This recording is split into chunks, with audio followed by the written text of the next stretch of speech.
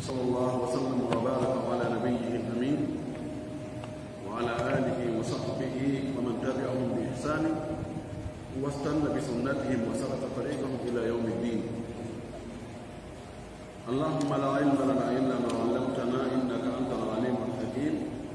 اللهم علمنا ما ينفعنا وانفعنا ما علمتنا وزدنا علما. اللهم اجعل علمنا حجة لنا لا حجة علينا. رب اشرح لي صدري ويسر لي أمري واحلل عقدة من لساني يفقهوا قولي.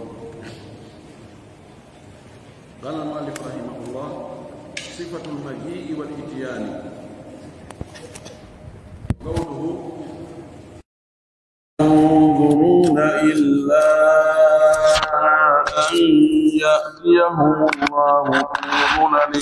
من الغمام والملائكة وقضي الأمر. البقرة. وقوله: هل ينظرون إلا أن تأتيهم الملائكة أو يأتي ربك أو يأتي بعض آيات ربك. وقوله: كلا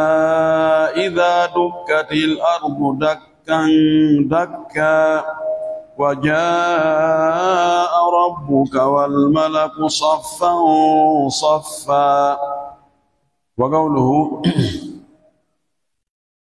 ويوم تشقق السماء بالغمام ونزل الملائكة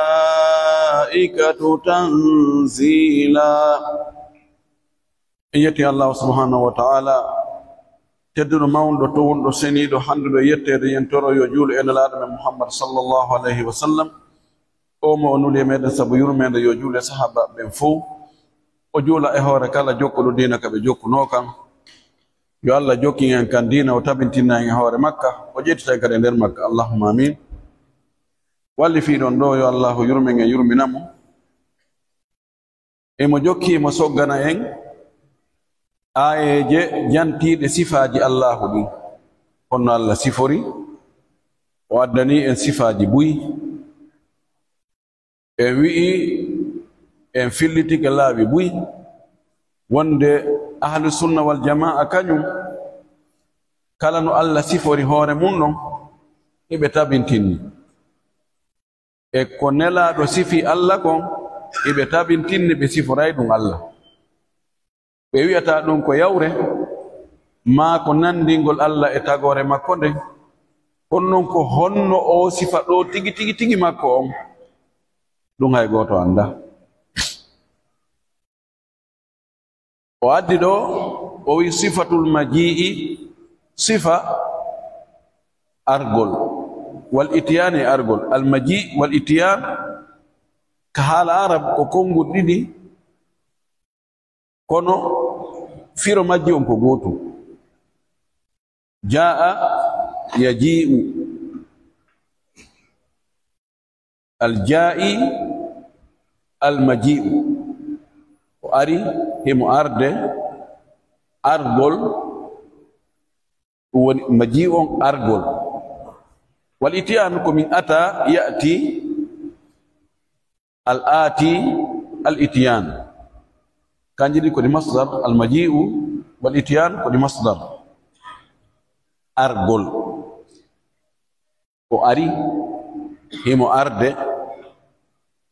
no ardo on al ja'i al maji'u ardo on.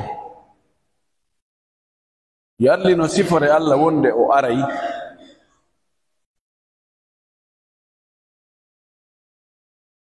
iya feddeji ɓeyni he seginni Allah aray ko arata nde goɗɗo hunde no déplace o ɗo ara ɗo o tawde no hatto jini andugol ko honɗum woni ɗo ma wawugol waɗugol ko woni ɗo tawa sino to wawata wadde. sina ɗum si ka wonɗa o hiɗa wawi wadde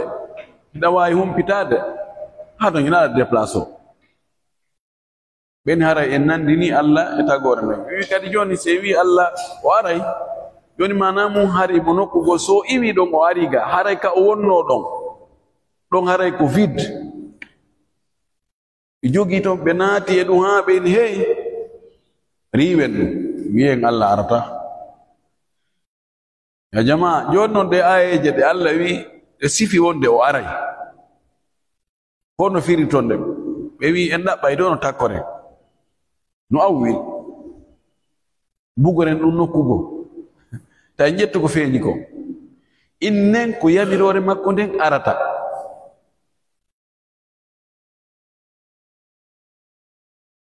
Shabbahu summa nafaw wa attalu. Ahlu sunna wal jamaa inni hey on tampini hoore mum ɓay onon hiɗon haɓɓiti no enen ardeten no yon haɓɓiti ko noon kadi Allah ardata ko ɗum si on wi'ay naayo tabintinni menen min wi Allah aray kon noon naano enen ardeten non few kala wono miijoɗa ko noon Allah ardata andu naano o addi ɗe ayeje ɗo aya arano on koye suratul bagara o woni ko kanko watti aya 210 bo Allah subhanahu wa ta'ala wi hal yanzuruna ene hiɓe habbi illa an ya'tiyahumullahu sona Allah ara e maɓɓe fi dhulalin e ɗowdi min alghamami immorde e duule dhulal koko niɓɓiti koko ɗuwi wal malaikatu malaika ɓen kadi ara Allah arda e malaika ɓen hara no wa'i wa duule ni wa qudiya al amru fiyake on ñaawe ka dargal yimɓe ɓen ko habbi na ɗum ko ɗum watta si yimɓe ɓen fuu immintinnama daroyama darete ko juuti Allah andi ha honde kono neɓay wa inna yawman inda rabbika ka alfi sanati mimma ta'uddun neɓa noon neɓa neɓude hadis on ardi noon wonde si neɓoy ɗon yimɓe ɓen soñjike ha yimɓe goo miijito inna enen ɗaɓɓen solution si probléme yani ta fof jooɗo fanka jebbilo nano en gaynata terto ɗen non c'est fini nano oɓe goyna joni ko watten hiɗen marno ɓe hoolorɗe gila ka aduna ɓe anduɗen ɓen ko jaatigiɓe Allah ma hen yetoɗen ɓen no ɓe torano en Allah no gasa si ɓe toriki Allah joni solution heɓoto Allah ñaawa joni hakkunde jiyaɓe ɓen ɓay sottatake ɗo ñaawaka ko be ko jiiɓano ko aduna ko ɗum jitte ɗo ɓen no ɓe torano en Allah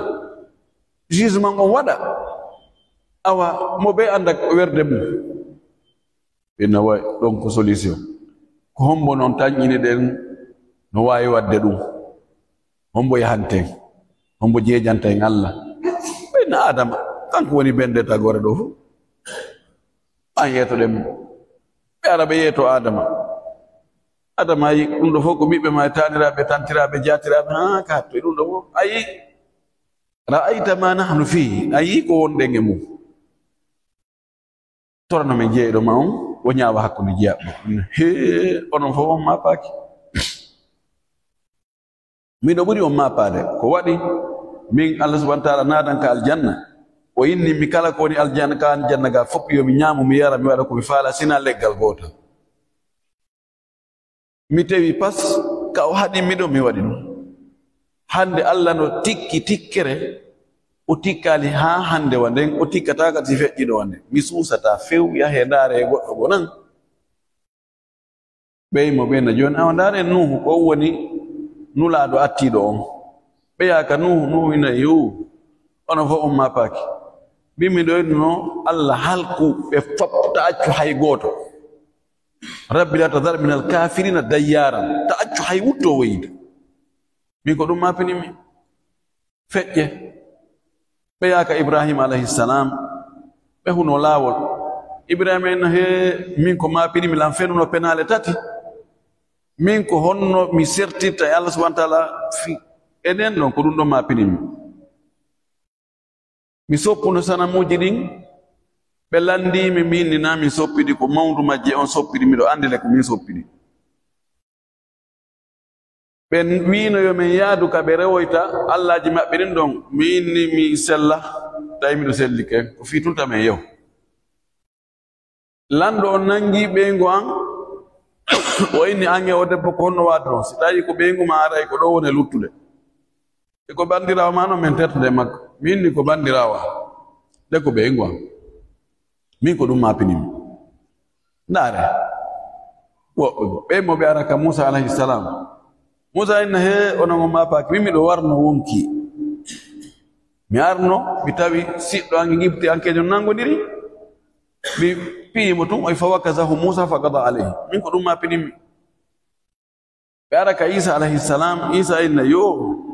onomo mapaki min yimɓe amɓe indi ko mi woni Allah min enene am mi susata ɓe ara ka Muhammad sallallahu alaihi wasallam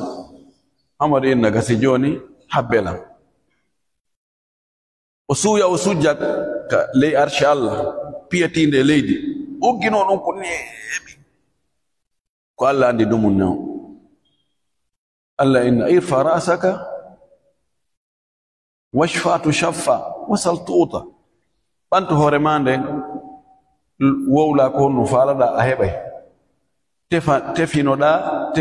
jaɓaneɗa tefore nden to na golle hande golle lannino joni ko joddi woni almuhim o inna Allah ñaaw hakkunde jeyaɓe ɓen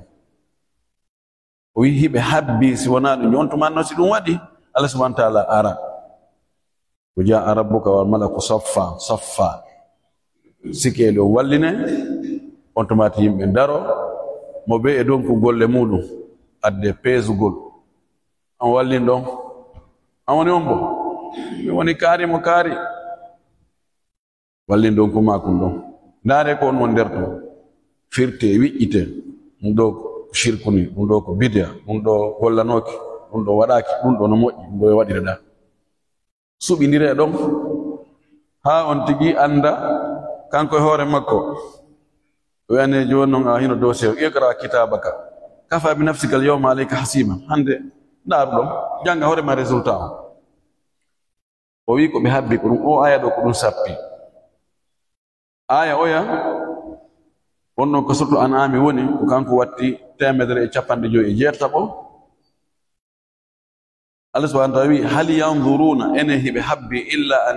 ta'tiyahumul malaikatu sona malaika ɓe yo ar e maɓɓe aw ya'tiya rabbuka ma jeyɗo ma on tigi ara aw ya'tiya ba'du ayati rabbika ma ara e yoga e ayeje jeyɗo ma mandeji jeyɗo ma ɗe o aroyayi détail o sifano e moƴƴi fi ɗum ɗo wa gawlu e konngol makko ka o wi e o aya wonɗo ka surtu fajiri aya nogay e go'o nogay e ɗiɗi kalla a hakay ma o woye ida dukkatil ardu dakkan dakka si leydi ndin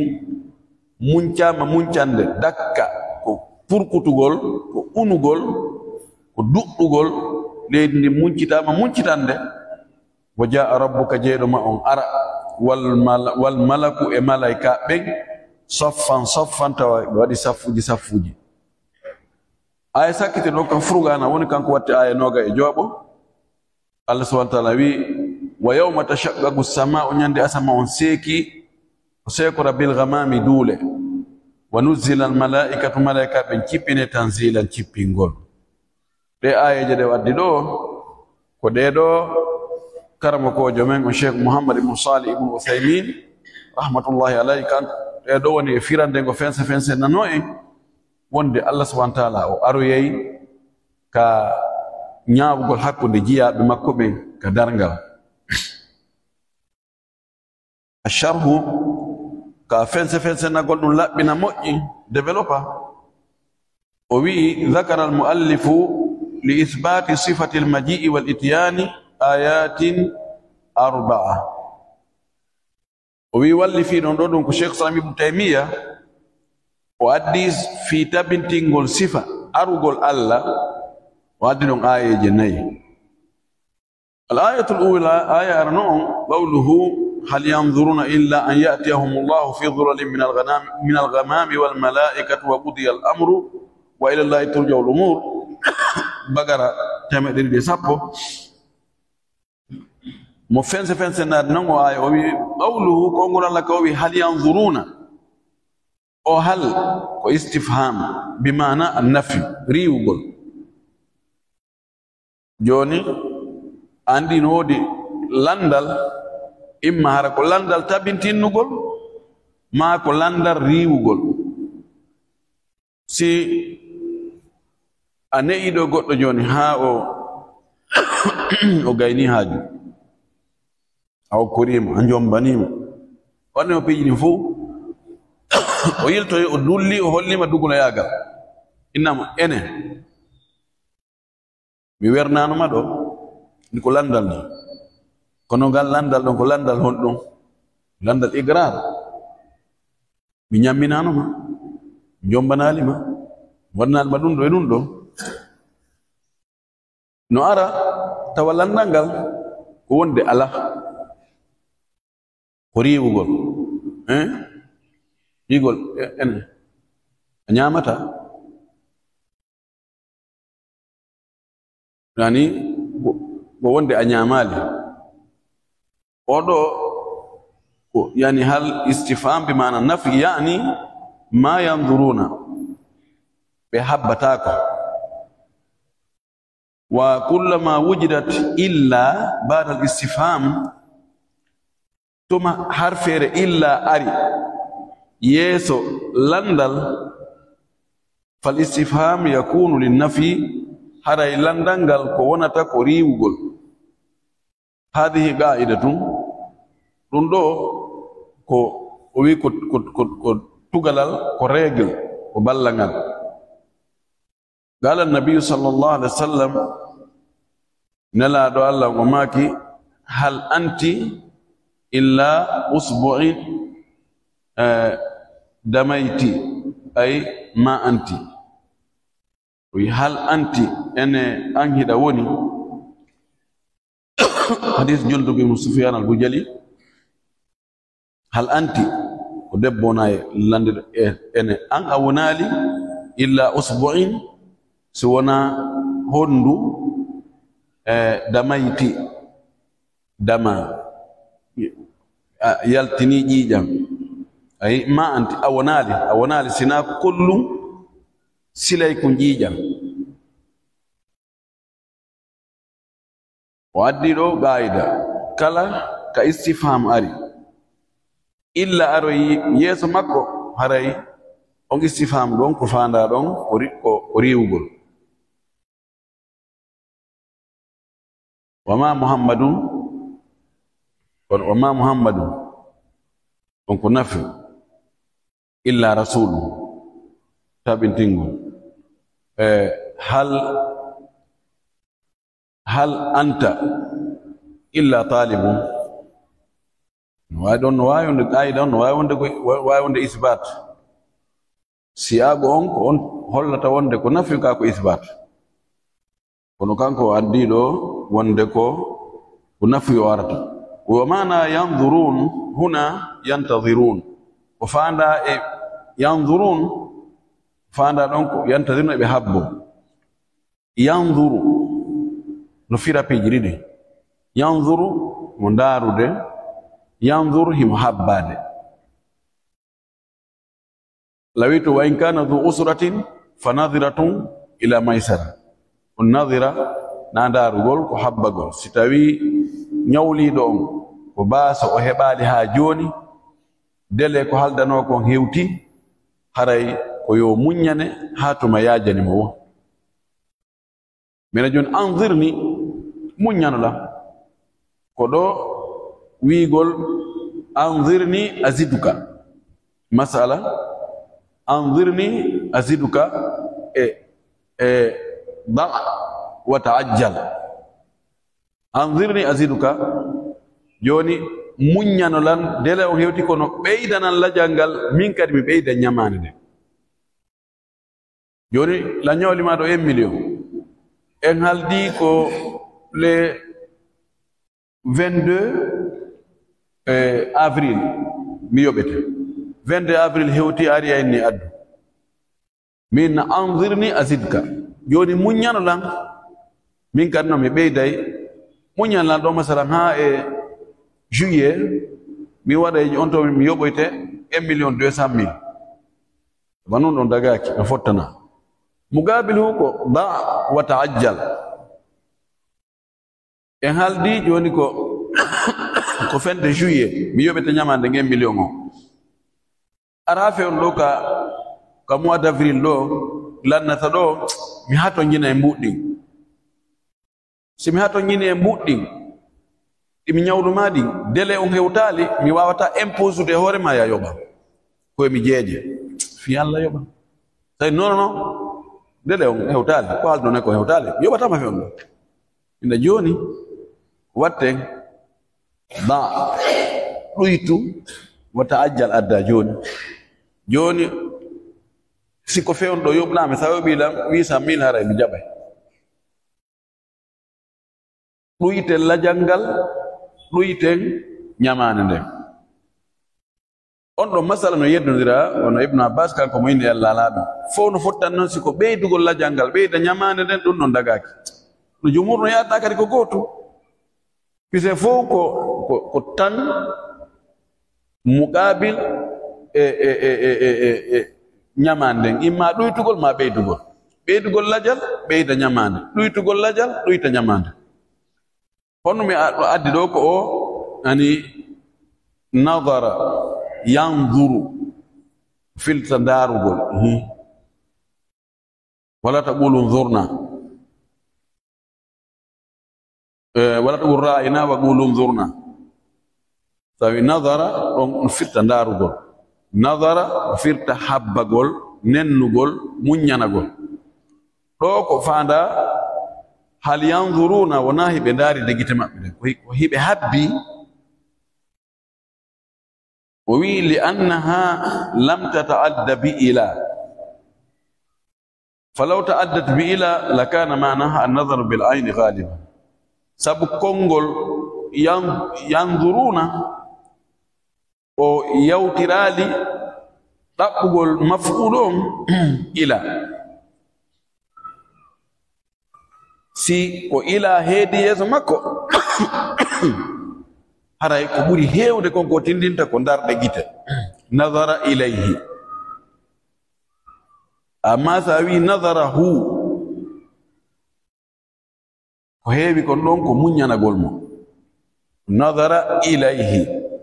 nadara ilayna nadara ilayya nadara ilayhim sontu ko ila woni waɗi ta'addiya ila haɗa ko ɓuri heewde konko faanda ko darɗe gite ɗe o wi amma ida ta'addat bi nafsiha fa hiya bimana yantadiruna amma si nadara on yawtani hoore mum ƴettanoy hoore mum maf'ul on wallitorali harfu jar ila haray ma'na muɗum ko habbagol ay ma yantadiru haula'i almukaththibuna habbaki ɓeɗo fennuɓe illa an yatiyahumullahu sinade Allah arata e maɓɓe fi dhulalin min alghamami tawa ko e ɗowdi duule wa dhalika ɗum ɗo yawmal qiyamati ko ñalorma darngal waɗoyta konngol yatihimullahu fi dhulalin wa fi huna fi dhulalin بمعنى مع أي مع ظلالي فهي للمصاحبة أو في كفانا دوكو وندود يا دوغول في نفرت ندر هل هو في البيت إما كان ندر سودو الطالب في الفصل لكل جنو كان ندر كلاس محمد في المسجد إما كان ندر جولير دي كونو في نو أرى wondude himo wondi e mum mana fi dhulalin ma dhulali wondude e duule ɗe ma wondude e ɗowdi ndin wona ka nder ɗowdi walaysat lidharfiya qat'an o wi oɗo fi fandaka wonde ko nder dharf ko ka tumbete ani Allah tumbatake e goɗɗum waɗi kanko mo ɓuri fof ko ɓuri fof kono heɓani ɗum zarf ka waɗa zarf ko miran hun ka hunde tumbete oɗo enveloppe itta kala ko tawata no waɗa ka goɗɗum tumbe haray ɗum ko zarfu wiyete ko ɗum waɗi ko zarfu zaman zarfu makan zaman on ko zarfu tan on ko ɗon piiji ɗin fof tumba gurna men ɗan ko e nder tan on tumba ñallal ngal iɗen tumbi e maggal nokkure nden leydi ndin ɗo ko kadi ko nokkure kat en fof tumba ɗen ɗumin e zarfu zaman e zarfu makan o wi ɗo fandaka dey wonde Allah haray nokka nder ɗowdi ton ma ka nder duule ton himo wondi e mum o wi qat'an pelletina ko fandaka ɗo hara ko ka tumbete li annaha law kan li zarfiya si tawi o wonino ko hara ko zarf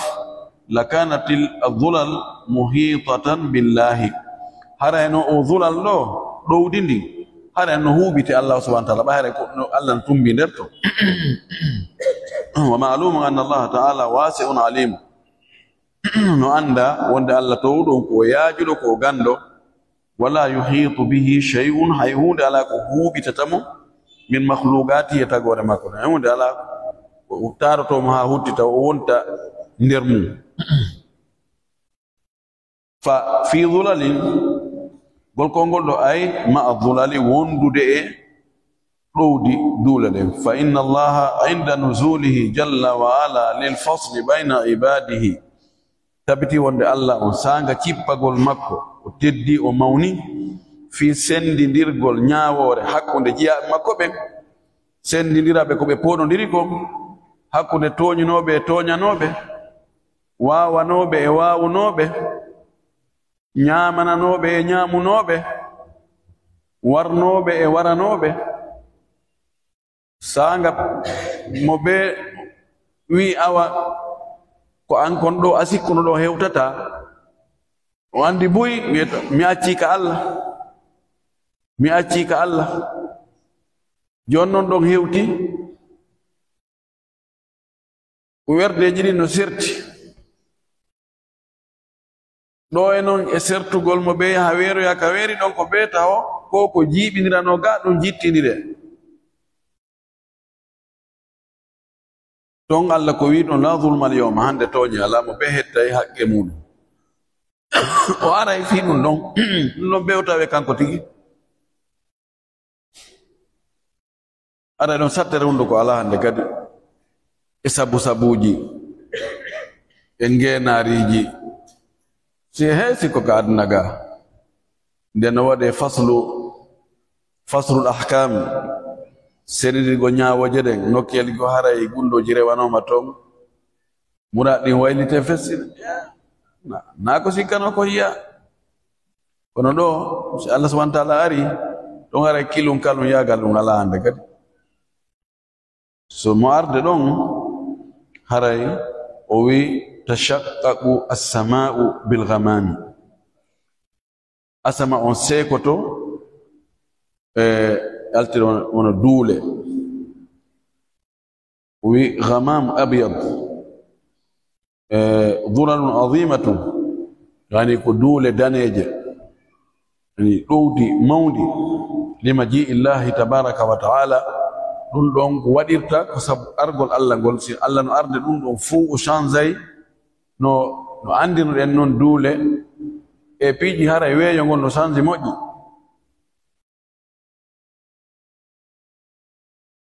o wi wa qawluhu kongol ka o wi ɗon fi dhulalin min alghamami qala alulamau innahu ashabul abyadu wete ghamam karma ko ɓe wi wonɗum ko duule daneje ɗen kama qala ta'ala wona Allah to ɗum o wiri mumtannan ala bani israil himo holla nema ko o nemiri banu israil imtinan siko enen enne ko wasagol ko mantanagol mo waɗani sabu wowlutugol moƴƴereji ko waɗanimo imtinan mannan la tamunnu ala Allah atamunnuna ala Allah wigol woɓɓe goo yamununa ala Allah anda ɗo ɓay on tigi no juulude, on tigi no wadde ko moƴƴi, on tigi no hunji Qur'an, on tigi no waɗi ɗum ɗo. Fema mi anda ko ɗum hadi min on arsika on yaaja. hani tamunnu ala Allah bi annaka حفظ القرآن وأنك ملتزم بالصلاة وكذا وكذا، هذا امتنان، هذا لا يجوز. أما الله سبحانه وتعالى بنو إسرائيل hiɓe bewi Allah no bungini ɓe no warni ɓe moƴƴireji kono ɗiɓe tuttata ɗin ko hulɓiniɗi ha ɓe inni inna Allah faqiru wa nahnu aghniya. Allah ko baso menen ko men woni patron men minen ɓuri Allah marde goɗɗum. Eyi ɓe ni yadullahi maglula, Allah ko guddo jungo gon no fali ɗo fontata jungo. Subhanallah. Haɓe nahnu abnaullahi wa ahibba'uhu, himene ko men ɓiɓɓe Allah, ko menen Allah suɓi. Joni noon Allah no yewtude ɓe mo jantanaɓe noon moƴƴireji ko waɗani ɓe o hertinani ɓe e hoore tagore goo ko waɗnaali woɓɓe goo. O wii wa dallalna alaykumul ghamama, wa dallalna men ɗowdiniri alaykum e hoore moɗon alghamama duule. ɓaɓe kati kaɓe majjuno ton ɓe jindi ɓe duuɓi ɓe ronki ande ko honto ɓe yarata. Ɓe fokkiti ka al ardul mawuda, leydi kaɓe foda ton, ɓe woɓɓe nenni ko Palestine to Jérusalem, ɓe majjoyi noon e Misra, ɓe jindi ɓe kaɓe yaari o ɓe nako ɗo. Joni njoba lanni ala ko ñaame, ɓe anda ka ɓe feewi, ɓe anda ɓe yegiti hay ka ɓe yiwi. Allah moƴƴi e maɓɓe tawi si nange wuli ha Allah yimne dulɗen yo ar wona hoore maɓɓe ɗon heeda ɓe hakkude maɓɓe nange, ta nange tampitaɓe ɗuwaɓe ɗon. O cippinana ɓe ñaamete defaɗo ha ɓendi, moƴƴina ambala ha gasi, kañum e nebba mum e piiji ɗin fof ko lahal wona cippade min nawa soode, no faala sooɗomo no faala ñaama e soodaki. O wi wa dallalna men ɗowdini alaykum e hoore mo alghamama duule ɗen. Ayi ɗum koye Bagara aya 59 bo wassahaba al abyadu yubgi al jawwa mustaniran bi khilafi al aswad wal ahmar. O wi ɗe duule daneje ɗe ɗuway tawa nange ala kono ɗe acca e weeyo ngon no jalbi niɓɓintinnata. Anno waɗi duule goo ɗe niɓɓiti tiɗe ari ɗe suddi hoore ɗo o sikka e futuro heewi gasa yette sojon o faali saymo hoori ina he niɓɓitiɗe tasi futuro heewaali. Kono duule daneje ɗen ɗe helay ngulendi nange ngen kono hara weeyo ngon hara no henti. Kono si Allah waɗani ɓe ɗum noon o wi ko ɗum waɗi ɗe duule daneje ɗe acca e weeyo ngon hara no henti no jalbi. O bi khilafil aswad no luutodiri e duule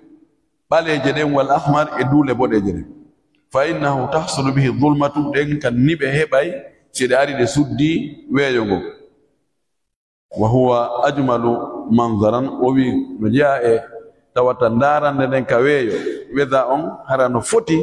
si tawi duule ɗen ko daneje, hara weeyo ngon no henti kono nange ala e tampinde yimɓe ɓe. Wa huwa ajmalu manzarin, ajmalu manzaran ko noon ɓuri labeede ndarande, vi ɓurɗo labeede. Wa qawluhu wal malaikatu, al malaikatu bil raf'i ma'tufan ala lafz al jalala. Al malaikatu ɗo no waɗa rafu, no waɗa tural, ko waɗa atf ko e konngol mangu ngun, konngol Allah ngol. Illa an ya'tiyahumullahu, Allahu wiyete lafzul jalala, konngol mangu. Ɓay konngol mangu ngun yani e mahallu fa'il woni ma'tufun alayhi kadi wonay marfu'. لأن المعطوف على المرفوع مرفوع. سأني جاء محمد و aliyun aweta jaa muhammadun wa aliyan wa aliyin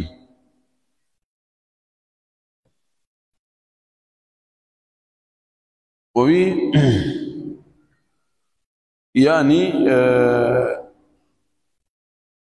yani aw ta'tiyahumul malaikatu imma allahu aray fi dhulalin min al-ghamami ma o min malaika be ngara wa sabaga bayanu ishtigagi hadhihi al-kalima wa man humul malaikatu o wi fejjino bawo sekutugol anda ko honto laslingol kongol al malaikatu ngol kongol ko honto ngol itta honno woni original maggol on o wolno dum bawa o yetino kadi ko hombe woni malaika be sifaji mabbe ni tagore e tago Allah tagi be ko e annora o ittibe o tagi matière première on ko jalbeni ko annora kambe wona e leydi be taga wona e yite be taga kambe be taga kay be tanasul ani jibini go oda jibina oda jibina oda kambe be fo be moƴƴina nde wotere ala yaltudo e oya wal malaikatu ta'ti yawm al qiyamati malaika be ngara nyande dargal li annaha tanzilu fil ardi sabu be malaika be cippo ka leydi aslam be wi ka sama doga be cippo fendu ka leydi do ka wonden do yanzilu ahlu as-sama'i dunya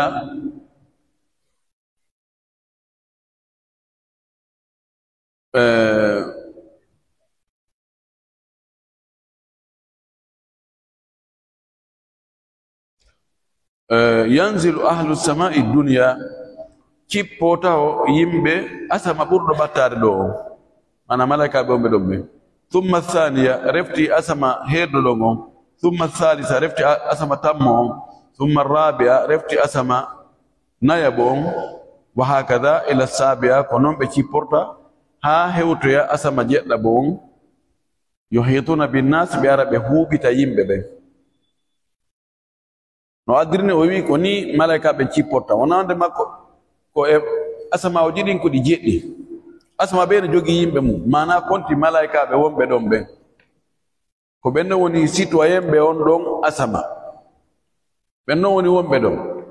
woɓɓe gono e asama dow joɗon on woɓɓe kadi dow ɗon woɓɓe dow ɗon ha hewtoya jeɗɗi ka cippagol ko ɓe ɓattiɓen ɗo asama u duniya asama ɓurɗo ɓattade a duniya koko ɓuri ɓattade siko gorum wiya al adna siko den wiya ad dunya hadhihi dunya o ɗo o ɓuri ɓattade hadhihi al qurba hadha al adna hadha al aqrab si ɓeɗo gayni cippade on tumati heeɗo ɓeɗo me kadi nde ɓeɗon kadi cippe ɓenno kadi cippo si ɓenno gayni inne kadi heeɗo ɓeɗo me ono kadi cippe ko ɗon ɓeɗo cipporde si ɓe cippike ko ɓe hetu ɓe waɗa kurunji ɓe taro yimɓe ɓen ba enen banu adama e dari hakkude enen ge probléme ji meɗen kamɓe mara probléme goy kamɓe fof so ñawore ala to goto wiya goɗɗo goɗɗum waɗa goɗɗo tanaji albalawji ɗi fof ko yimɓe e jinna rondi ko ɗum kamɓe ko ɓe ara ɓe ndaara ɓe tawa jugement o ko ɓe golloɓe kadi sinama oɗo khuduhu fa gulluhu réglé mo ƴette mo réglo naɓe mo réglo mo yatil jabbaruna ɓe ara ɓe kutomo sinnam hada akrimuhu oɗo teddinemo naɓeɓe wernoyo awa ndaare ɗon ko homɓe andi wertine ka woni andi hay ka tummodire meɗen harane toon woɓɓe goo ko be woɓɓe wona yeeso ko ardo ɗum tawa holla ɗum ha ko ɗo ɓe wernon aware ko saɗi ko tooli kala ko dañuɗon ɗo ko wondi e teddungal no yiɗana ɓuri ɗum woɓɓe gon konto yato na ɗo woni werde mon taw so jii en ɗo on andi o fuɗɗiki kadi waɗi koni o wowiri ton kadi ko noon malaika ɓe gam ɓe ara ɓe waɗa kurunji saffeji no adi ɗo noon o wi wa hada ɗum ɗo tahdirun ko rentingol min hada al yawmi e ngal ñallal ɗo alladi ngal ya'ti hingal ara ala hadal wajh ngol yeso ɗo fa huwa mashhadun azim ngal ñallal ko seedorde mawde min mashahid yawmi alqiyamati immorde e seedeteɗe taweteɗe ñande dargal yuhadhiru llahu bihi haulai almukaththibin Allah no rentinira ɗum ɗo ɓeeɗo fennuɓe bimana ɗo ko Allah subhanahu wa ta'ala holli ɗo kanko tigi no ardata non ɗo ɓe malaika ɓe cipporta non ndi mbaadi ɗo o foto ɗo ɗum ɗon ko seedorde mawde e seedorɗe ɗen ñande dargal no jogii position ji ɓe jogii mawaqif wi'ama joni awa jeyɗo e ngon no cippade no arde ɗon aray samakala ala ɗon si feƴƴoyne joni awa joni ko fii regilgol noon fii yo peese yo sikeli on wallinama wa nadau lmawasin alqista li yawmi alqiyama ko ɗo nelaɗo ma kan no nene men Aisha ɓay o landike ene nelaɗo fewtoye ñande dargal on tigi andi tawi ɓeygure mum de almaki nokkeli tatno ton bo ɓe hare ko hoore mum ma pare wino jeeya ɗon taw si sikeli on wallinama golle moƴƴe ɗen waɗirama ɗa no golle boɗɗe kadi no ƴetteɗe wallineɗa ɗo e andugol taw ko honto jiccinta o maki ɗon ti mijitta ko fi batajo de mijitta ko funde fewno ɗum ko est ce que mi daɗay o wi si on tigi andi ɗon kadi jiccini ɓay ɗon kadi no jiccina ɗon moƴƴiɗin ɗi jiccina fes bon ɗiɗinta ko gokkunni no dow ga ɗum ɗon Firawon nde on tigi admi ha ndaare haqqeji yimɓe ko jogani yimɓe ko puisque no gasa ɗi baraji ɗi jogi ɗo fof ko yimɓe o gollanno ono hadis muflis o no gasa mo yennuno woɓɓe mo piino woɓɓe mo jattuno jawle woɓɓe mo ñamuno terenji woɓɓe mo wullino miskinɓe mo ñamuno jawle alyatima ɓen fof no habbimo to taw inna o yiya noon baraji ɗin tule baraji inna alhamdulillahi inna fo are Allah on o jogani mi hunde kare awa ndaare ɗon mo ɓe ber ko jogani ɗinno fof ƴettire jonne waɗa sendite ha goto mi fokkiti haaɗi lanna peret taw ha joni ɓe no min do min kadi malaika ɓe wullito ka Allah ha ɗi moƴƴi ɗi o marno ɗi fof ɗi lanni e hoore ɓe o jogani ɓe lannali Allah wi joni ƴette bonɗi ɓen ɗin embere ko to haqqe maɓɓe on watto e hoore makko summa yuktabu lahu sakku ila nnar o wi ɗo résultat final on yaltude ɗanmaki ɗon goɗɗo o andirta fi ɓeygure mum o wi si otoye sirata lummogol sirata ɗon kadi ɗo on tigi andugol o jawoyi gaɗa ka o jawali gaɗa ɗon kadi goɗɗo andirta fi ɓeygure mum nde idan o madhar ɗo o aw mashhad ko mashhadu min mashahidi yawmi alqiyama jogi mashahid الآية الثانية آية ديمون قوله هل ينظرون إلا أن تأتيهم الملائكة أو يأتي ربك أو يأتي بعض آيات ربك أنعام 158 وينقول في هل ينظرون إن وي وكدي ما قلناه في الآية السابقة كوين كون آية أتيدون ود هل أنكو لندن كفادا كوريو قول ينظرون أنكو حب قول إسكي هي بحبي hiɓe yani ara yeeso maɓɓe ko ɓe habbi yeeso kon si wona nde yani ay ma yantadiru haulai ɓeeɗo habbaki illa wahidatan si wona gotel min hadi l ahwali e ɗiɗo alhaaliji arayɗi ɗo awalan alhaali ara noon illa an ta'tiyahumul malaikatu si wona malaika ɓen ara e maɓɓe ay ligabdi arwahim fi nangugol wonkiji maɓɓe ɗin wargol ɓe donc ka aduna ga honno ɓe habbi ka final ka adnaga ko malaika ɓe ngara inne kaari o maayi yo on dundarankejo o maayi. qala llahu taala allah towɗo go wi walaw tara id yatawaffa alladhina kafaru almalaikatu yadribuna wujuhahum wa adbarahum wa dhuqu adhaba alhariq. haray ɗa yi'ayno sanga nde wari ɓe heferɓe malaika ɓen law tara id yatawaffa almalaikatu alladhina kafaru yani ko heferɓe ɓen hara ɗa yi'ayno sanga ɓe malaika ɓe warata ɓe heferɓe fewno ka ɓe warata ɓe ɗon yadribuna wujuhahum hiɓe tappa geese maɓɓe ɗen wa adbarahum e ɓaawo maɓɓe gon duburiji maɓɓe ɗin hiɓe luuɓoɓe ka yeeso luuɓoɓe ka boɓi ɓe wi'a ɓe dhuuɓu mette dekke adabal harigi lette cuman lette sumugol har ɗa yiyayno ɗum ida malaika ɓe si ɓe ari nde ɓe wara on tigi ko kefeero ɓe fuɗɗotomo ɗon lettugol ɓe luuɓotomo ɗon taw so yewto ko gaburu ɓe piyamo ɗon kadi ɓe buttinamo ɗon kadi moƴƴi non hedde yo ko aroyta yeeso ko wahuwa ashaddu wa anka koyo anfal aya 50. Saniyan alhaali ɗin mo aw ya'tiya rabbuka ma jeeɗuma on tigi ara ɗum ɗon ko yawmal qiyamati ko ñaloma dangal lil qada'i baynahum fi ñaawgol hakkude maɓɓe. Salisan alhaali tan mo aw ya'tiya ba'du ayati rabbika ma ara yoga e mandeji jeyɗoma on wa hadihi ɗiɗo no e majji tulu'u shamsi min maghribiha nange nge ƴellitorgol ka mutirde magge nge fudira ka nge mutirta toon fassaraha bidhalika annabiyu sallallahu alaihi wasallam nelaɗo firiri ɗum ɗo aw ya'tiya ba'du ayati rabbika ma yoga e ayiji jeyɗoma on ara wonde ko mandeji dargal ɗin ɗo jaa e majji mandeji dargal mawɗi ɗin nange fuɗirgol ka hirnage. o wi wa innama dhakara allahu hadihi al ahwal althalatha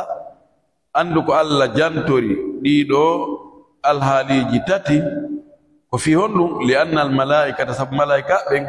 ida nazalat so tawi ɓe cippike li qabdi arwahim fi nangugo ruhuji ɓeɗo heferɓe la tuqbalu minhum tawbatu tuubuɓe jaɓantake ɓe hande kadi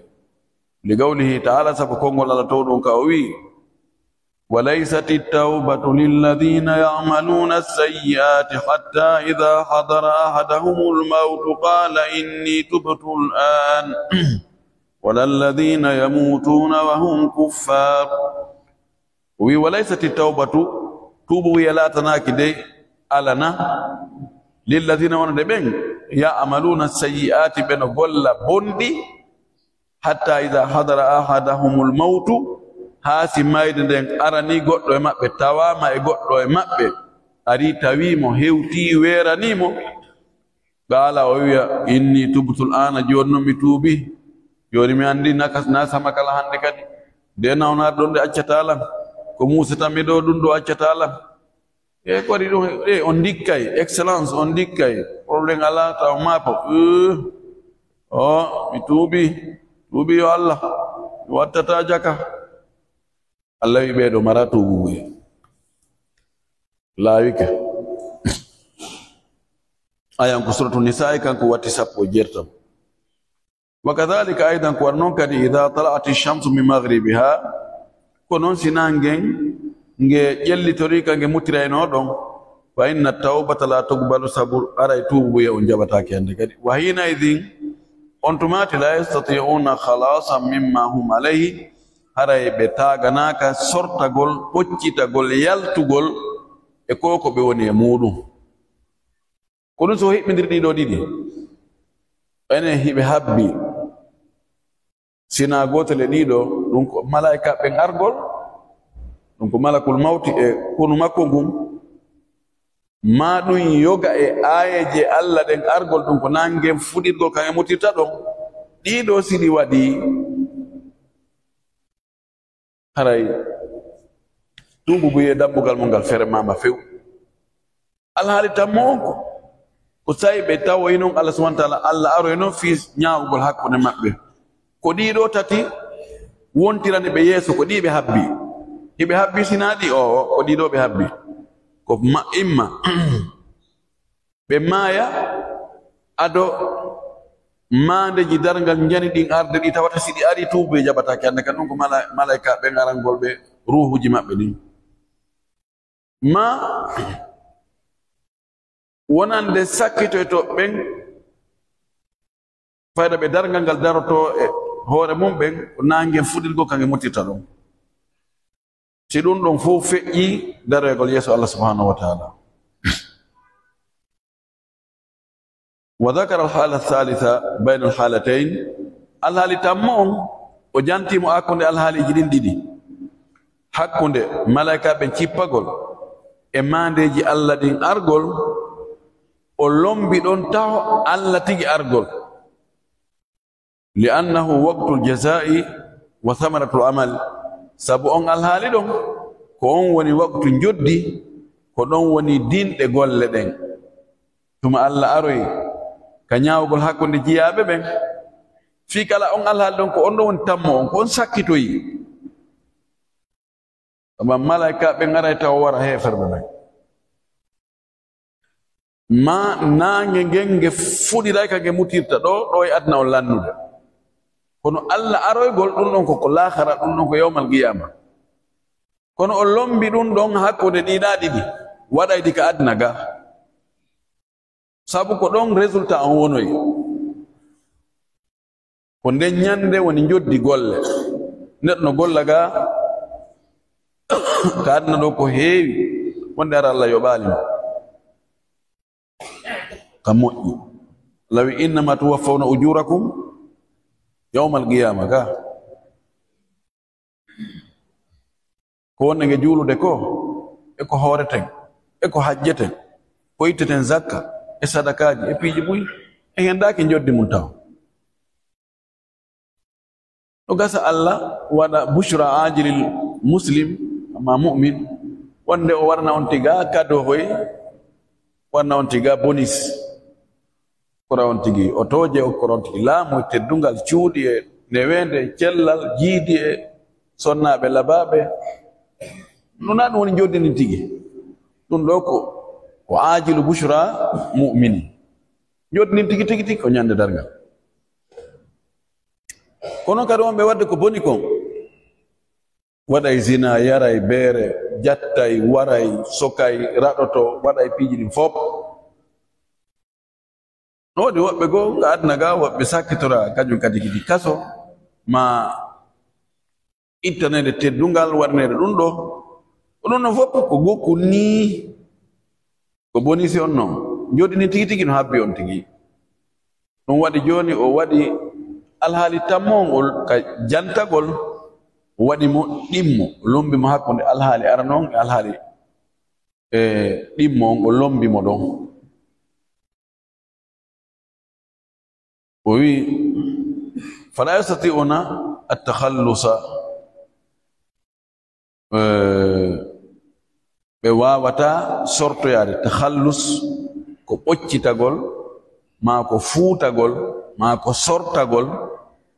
fi tilkal haal e on alhaali ɗon mimma amiluhu e konko ɓe wanno kon ɓe golluno fewno gurdam maɓɓe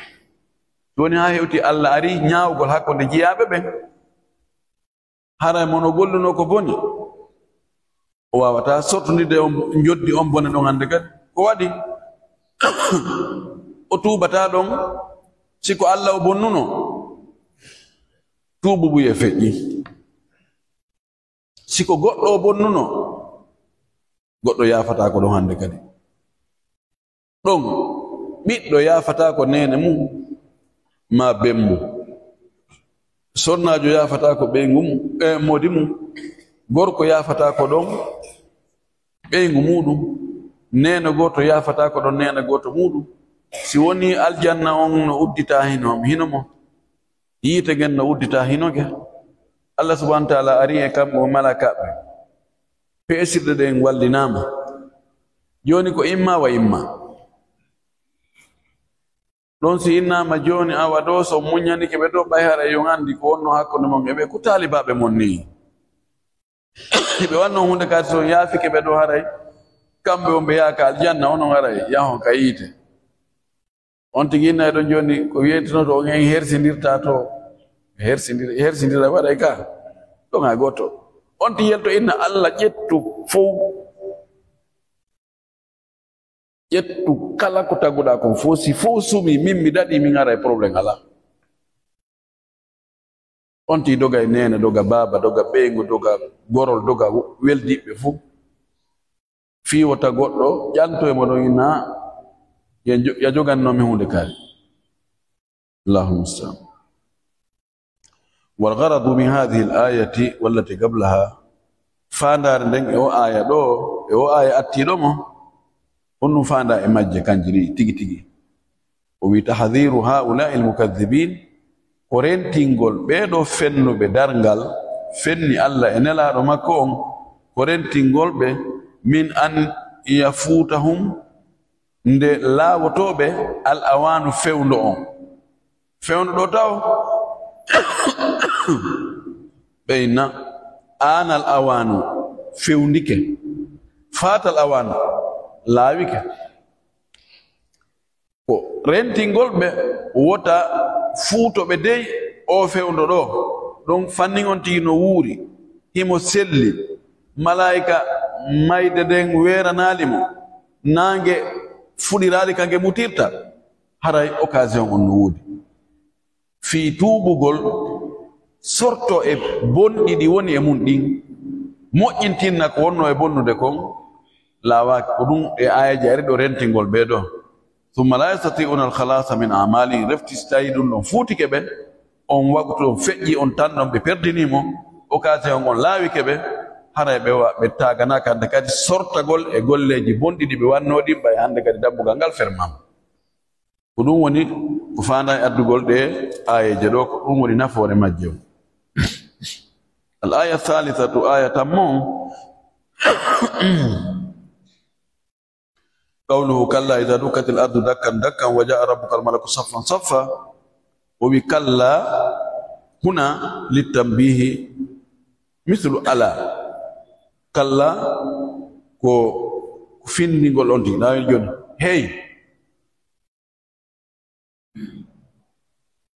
hey ko ono awa watte hakkil awa heƴodiren fewtiren haqqille men ga ɗum woni tambi joni si tawi joni aɗa yimɓe tawi no a faala yewtude ɓe goɗɗum ma goɗɗo no faala yewtude ko waɗi importance tawi yimɓe ɓe woɓɓe no hucciri ga woɓɓe no gullodirde woɓɓe no téléphone ji ɗuma hey ko ono ɗumati fof deƴƴita awa ɓe holli wonde ko hunde kaari e hunde kaari e hunde kaari kalla hey noy so ala faame jentite heɗe o yoɗo kalla ko noon o wayi o littan mbi ko findingol taw haqqille yimɓe ɓen andi sa faala yo yimɓe ɓen yoɓe heɗoma e yewtere a ƴerina e ɓe taw wona waɗo khutba o inne ene hiɗo andi hande komi faala on yewtude yo khutba ɗo wattane yila moƴƴi e o khutba hande ndi fof ƴeri waɗo hande goɗɗum waɗay ɗo gasontiɗo ɓen haaje ka dow kono ɗon on taw mo be yani yashhad dhihnahu laggo taw haqqille ɗe moƴƴi amasa inna alhamdulillahi nahmaduhu wa nasta'inuhu wa nasta'diru ɗiɓɓe soƴƴoto kisan oɗo wiyete tambi ko anndi ko yimɓe wawti adda taw konnguɗi har a daroɗe fof no doƴƴanɗe alhamdulillah ɗo hande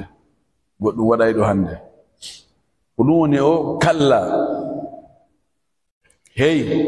idha dukkatil ardu qawlu idha dukkatil ardu dakkan dakkan hada yawmul qiyama ɗum ɗo ko ñandangal watta o wi wa akkad hadha dakka li azamatihi o tentiri nde honkande ɗo muncande wonnani tum kalla iza dukkatil ardu dakkan o acca ɗo o filliti dakkan dakkan dakkan ɗi mon ko tentingol arnon muncama tentingol ɗawawi tentinirgol kongol ngol sifa maggol kadi wota wattu ɗum nani wota wattu ɗum nani andi wota wattu ɗum nani ɗi mo ko tentingol fi arano ɗum kono no serti sa wi tum e wota wattu ɗum nani tadi wota wattu ɗum nani wota wattu ɗum nani wota neɓoy to nani wota neɓoy to nani ɗawawi tentinirgol mana wota neɓoy to nani awa on awa mo wattuɗa ɗon ko ten hollugo mo nden asama kalan idan ɗo arabu ɓe tentina konngol ngol si ɓe filliti kongol laawi ɗiɗi andu ɗimmum ɗum ko tentingol ara non ɗum za dukkatil ardu dakkan dakkan silenni muncama muncande fiyonno o li annaha tudakku ljibalu walshi'abu wa kullu shay'in yudakku hatta takuna al ardu kal adimi wal adimu huwa al jild o wi sabu pelle ɗe muncete shi'ab ko laawi wonɗi ka hakkunde pelle ɗen ma boli wonɗi ka hakkunde pelle kal lonjoyi ka coɓɓuloy ka ɗuma ɗum fof munce feppine ka tawata no untitino no ulfitino soreɗo sortoroye to foppu munce o wi wa kullu shay'in yudak piiji ɗi foppu muncete hatta takuna al ardu kal adimi wo leydi ndi wawa guri wa guri keccin fontirteni o wi wal adimu huwal jildu ko wiyete adim ko jildu ko ɗo adama itta ɓay mo waɗi guri qala llahu taala allah ɗo towɗo ngo wi'i fi andigol en on mana ɗon kadi o wi fayadharuha qa'an safsafa la tara fiha iwajan wala amta wa yas'alunaka anil jibali faqul yansifuha rabbi nasfa wa yadharuha qa'an safsafa belandoma ene non dargal si dari ke ɗe pelle ko honno ɗe wonirta honno woni battane majje o wi allah muncayde o fiɗɗade o fittaɗe o acca ka ɗe wonno ɗon qa'an safsafa ko boowal feppungal la tara fiha ayata ka leydi ton iwajan ka oñi ka towti wala amta wona ko luggiti ayata ka luggiti ayata ka towti fo no feppi ɗum waɗi andita hay nokku kacuna no waɗi pelle no waɗi jooli no waɗi pale no waɗi étage ji no waɗi ponji no waɗi ɗum ɗo no waɗi ɗum ɗa tawi fo feppi woni boowal gotal woni fo terrain goto kontoni anta kontoni ko ɓaya anta konto woni en ville surat taha ɓorde aya 106 ha 107 wa yahtamil an yakuna takraru dakki ta'sisan la ta'kidan wa yakunu ma'na dakkan ba'da dakkin no gasa kadi yahtamil mana no gasa no wawi wonde to ka haala arab min asalibil arab no wawi wonde hara o fillitagol dakkan on dakkan hara ko ta'sisan ko sincugol la ta'kidan wona tentingol kama bayni at-ta'sis awla min madha min at-ta'kid ani se wi ta'sis hara ko nyaawore heyre si tawi ma'na on wawi wonde ɗum ɗo ko ndeya nyaawore tigi woni ko fillita ɗo e sen naɓiri ɗo na ɗo kadi ko nyaawore wonde go en heɓi nyaawoje ɗiɗi ko ɗum ɗon ɓuri moƴƴude e tawgol kongol ko addanen ko ñawore wotere numinata at-ta'sis awla min at-ta'kid si goɗɗo wowi haala tawi anno famirɗa ka noon ko ñawore wotere yaltata e makka oɗano famiri siko ni naɓirɗen ka en heɓayɗo ñawoje ɗiɗi haray ka heɓugo ñawoje ɗiɗi ɓayɗon hunde heyre heɓike ko ɗon ɓuri moƴƴude haray ɗon ko honno woni ko fanda si tawi ko ta'sis haray konngol ɗimmol ngol wona tentingol konngol aranol ngol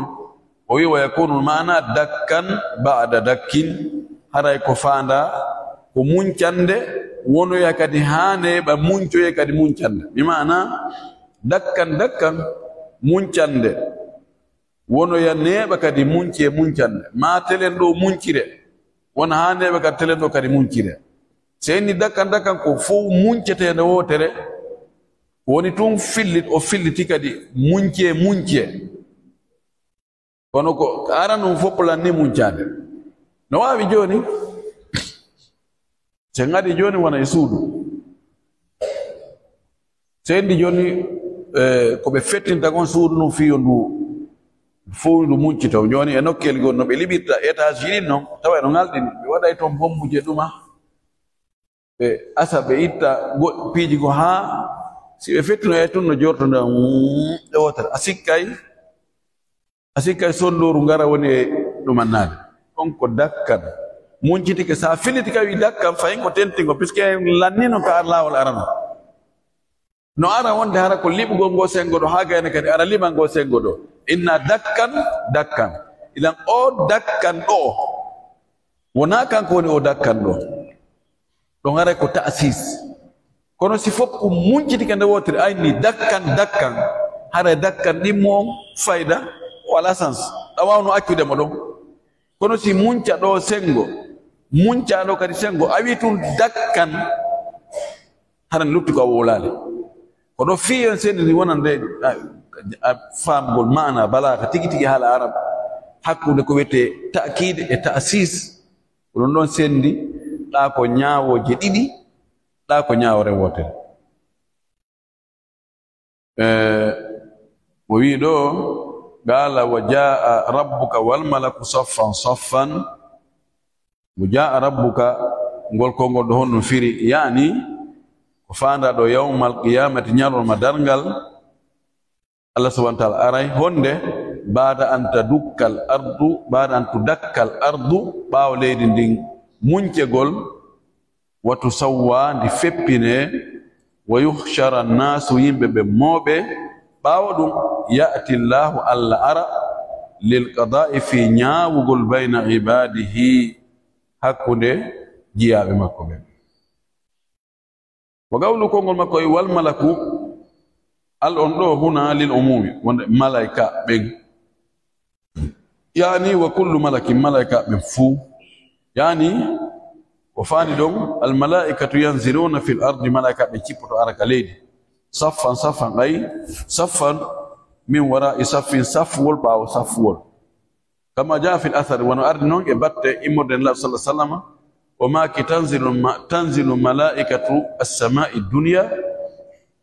malaika ɓe asama dowjo on ɗo heɗɗo men ñom ɗo ɓenno ɓe cippoto faya suffuna ɓe saffino wa min wara'ihim no ɓaawo maɓɓe ɗon kamɓe kadi malaikatu samai thaniyati malaikaɓe asama ɗimmon ɓe kadi ara waɗa kurungol ɓaawo maɓɓe safrol ɓaawo maɓɓe wa min wara'ihim no e ɓaawo maɓɓe malaikatu samai thalithati malaikaɓe wonnoɓe ka asama tammo ɓen kadi ara waɗa safrol tammol wa hakada ko ni ha malaikaɓe wonɓe ka asama jeɗɗaɓon ko ɓe wonta ka safrol jeɗɗaɓol oɗo hadith imam al-hakim an-naysaburi ka mustadrak wa fillimo imam ad-daraqutni kadi no fillimo ko fi kitabi ar-radd ala al-jahmiyya o wi darne non genta wa haydi idan darde wona ɗo fuɗɗoɗen ka aya sakkitiɗo aya naya bon inchallah khulasatul qawli ko ɓuri raɓɓude konge ko ngongol ɓay tun alqur'ana taɓintini wonde Allah aroyay sendigol hakkunde jeyaɓe ñaawgol hakkunde maɓɓe enen en jaɓi ko honno ardata ɗum en annda sina ɓeeɗo ko sifana ɗen ko ɗum woni to ɗum woni hisingol hoore muɗum wota naɓɓo haqqille ma ɓuri ko ɗe townata ko en torki Allah subhanahu wa ta'ala faami en dina kam faamu selluɗo o arti ken kadi goltigol ko faamu ɗen ko jabane ko wonno e gollude ko o yaafan ko wonno e faljude ko wa akhiru da'wana anil hamdulillahi rabbil alamin sallallahu wa sallam wa baraka ala nabiyyil amin wayna d'accord je suis envoie-moi le numéro